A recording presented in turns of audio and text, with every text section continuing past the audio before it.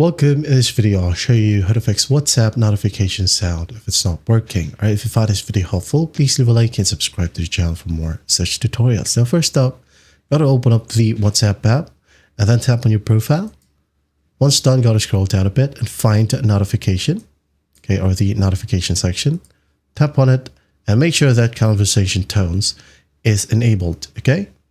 Enable this one and select your notification tone right here. Also, amp up your volume, tap on the three dots right here, and make sure that your notification and the ring volume is amped up as well, so that you'll be able to hear the notification sound. If you're using iOS, you got the mute and unmute button right here, or toggle, which is a physical toggle at the top left of your phone.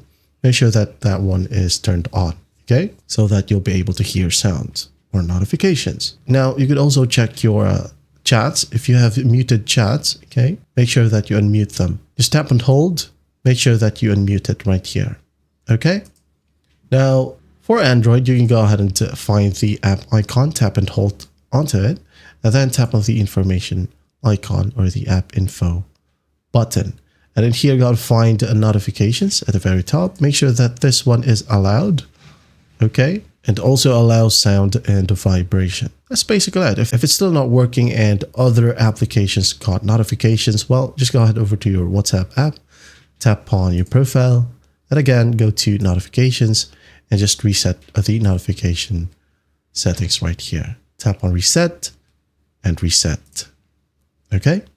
And then once that's done, you should be good to go. That is how you fix WhatsApp notification sound if it's not working. I hope this video helps, and I'll see you in the next one.